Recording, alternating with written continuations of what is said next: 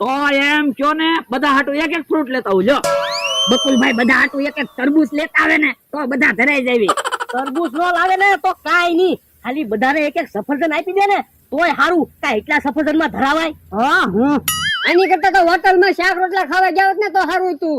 તો પણ તમને પેલા બકુલભાઈ કીધું તું તે હાલો હારી હોટલ માં શાક રોટલા ખાવા જાવી. એ આણે ના પાડી તો તે ચોકલેટ ની ના પાડી. ચોકલેટ માં ધરાવાય? શાક રોટલા ખાધા ને તો ધરાઈ જાત. હવે માતાની ઈ આમ બકુલભાઈ આવ્યા, હવે ખાજે ફ્રૂટ. લ્યો એક એક બધા હાટુ ફ્રૂટ લાવ્યો. યો બોલો એક જ ધરાક. હા હા બકુલભાઈ તમે તો ખરા છો, એક એક ફ્રૂટ આપવાનું કીધું કે તો ધરાક લઈને આવ્યા. એ કોઈ ધરાક નો ખાતા, તું ખા. જો બકુલભાઈ તમે મારા ભાઈબંધ નો હોત ને તો આજ તો હું તમને ઢીબી નાખેત. કેમ? તો પેલા એક એક સફરજનનો કટકો આપ્યો, પછી એક એક ફ્રૂટ આપવાનું કીધું તો એક એક દ્રાક્ષ આપી. તો હું 7-8 વસ્તુ તો હોવી જોઈએ ને. જો બોલો મારો બર્થડે છે ત્યાં તો બધા બહુ લાડ કરવા માંડ્યા. તો મારા